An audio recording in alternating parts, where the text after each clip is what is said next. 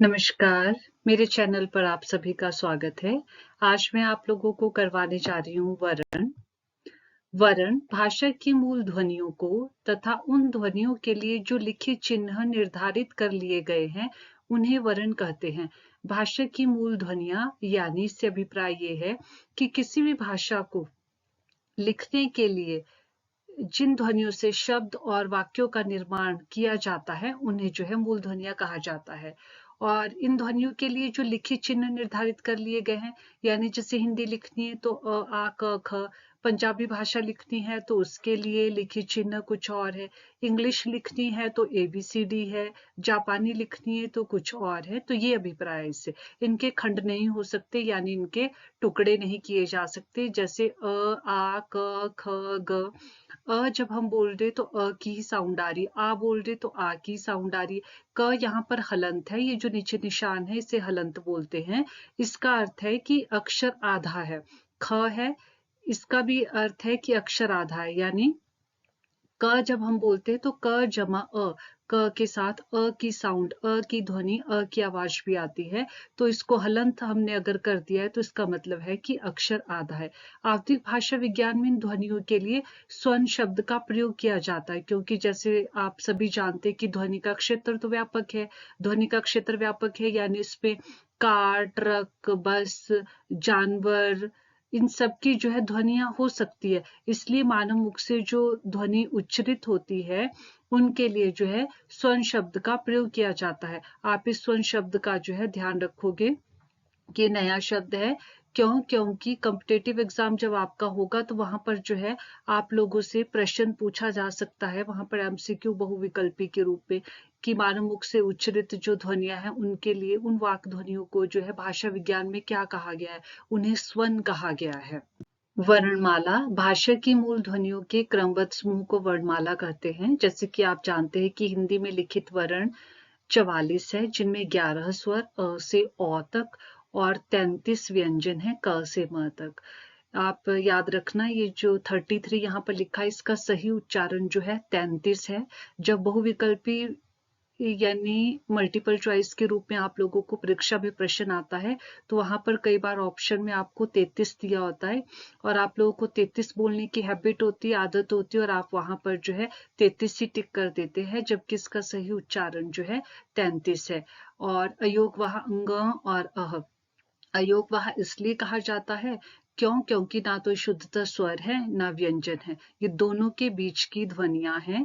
जैसे आगे अंग है, इसमें पहले जो है स्वर आता है, उसके बाद जो है नासिकी व्यंजन का उच्चारण होता है, इसे विसर्ग भी कहते हैं। और आगे के आगे दो जो निशान लगे हैं, दो जो चिन्ह लगे हैं, इन्हें विसर्ग कहा जाता है। और हिंदी में इनका उच्चारण जो है ह के रूप में होता है। जैसे अतः, अत लिखा होता है, उसके बाद जो है दो विसर्ग लगी होती है, तो उसका उच्चारण जो है ह के रूप में होता है। आगे आप देखेंगे आगत अ, क, ख, ग, ज, फ। तो आप लोगों ने देखा होगा हिंदी में तो क, ख, ग है, ज है, फ है। ये जो इनके नीचे बिंदी लगी है, हिंदी में जो है इस निशान को, इस चिन्ह को नुक्ता कहा जाता है। आप याद रखेंगे, इस चिन्ह का निशान जो है नुक्ता है। किसी अक्षर के नीचे जो बिंदी लगी होती है उसे नुक्ता कहा जाता है, और जब किसी अक्षर के ऊपर जो बिंदी लगी होती है तो वो अनुस्वार होता है। आपने देखा होगा हिंदी वर्णमाला में ज है, ज नहीं है, फ है, फ नहीं है। ये जो आगत है, इसका मतलब ये है कि ये किसी और भाषा से जो है हिंदी भाषा में आ गए हैं, या हिंदी भाषा में इन्हें लिया गया है। आगे है संयुक्त। संयुक्त व्यंजन उन्हें कहा जाता है जिनका उच्चारण करते समय एक से अधिक व्यंजन की सहायता लेनी पड़ती है। जैसे क्ष, क जमा श जमा अ, त्र, त जमा र जमा अ। ये जो आगे लिखा है इसे ज्ञ बोलते हैं बहुत सारे लोग, वैसे इसका सही उच्चारण ज्य है, क्योंकि ये ज जमा य जमा अ के संयोग से बना है, तो इसका सही उच्चारण ज्य है। आगे श्र है, श जमा र जमा अ। औगत और इसका लिपि चिन्ह, ये इसमें टाइपिंग में प्रॉब्लम आ रही थी। इसका लिपि चिन्ह जो पीछे एक डंडा लगा है अ के और इसके ऊपर जो चंद्र है, इसे चंद्र बिंदु नहीं कहा जाता क्योंकि ये सिर्फ चंद्र है, इसके अंदर बिंदी नहीं है।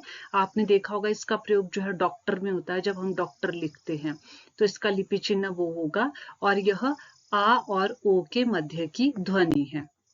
वर्ण के दो भेद होते हैं, स्वर और व्यंजन। स्वर उन वर्णों को कहते हैं जिनका उच्चारण करते समय, उच्चारण यानी जिनको बोलते समय श्वास वायु, जो सांस जो हवा अंदर से निकलती है बोलते समय, बिना किसी बाधा के मुख से निकलती है, यानी इनके उच्चारण में किसी अन्य अक्षर की सहायता नहीं लेनी पड़ती। इनकी संख्या 11 है, अ से औ तक।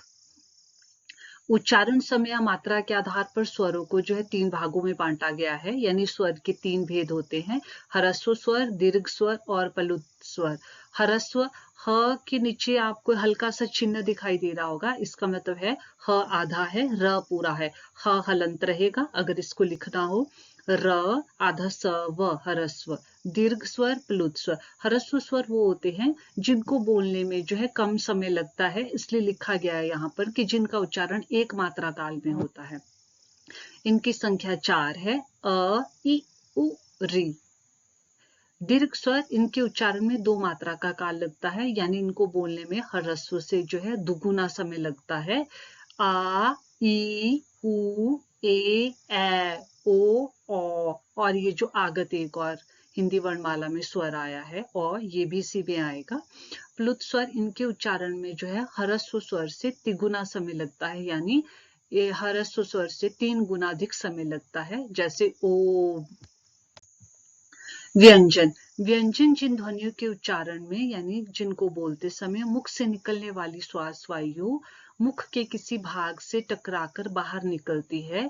कहने का अभिप्राय यह है कि व्यंजनों को बोलते समय जो है हमें किसी अन्य अक्षर की सहायता जो है, किसी अन्य वर्ण की सहायता लेनी पड़ती है। जैसे हम क बोल रहे हैं तो क के साथ अ की साउंड भी आ रही है, अ की आवाज भी आ रही है। जैसे ट बोल रहे तो ट के साथ जो है अ की आवाज भी आ रही है। हिंदी में मूल व्यंजन जो है 33 है, क से म तक 25 है। इनमें 4 अंतस्थ है और 4 उष्मीय है। अंतस्थ आप जानते होंगे कौन कौन से, य र ल व।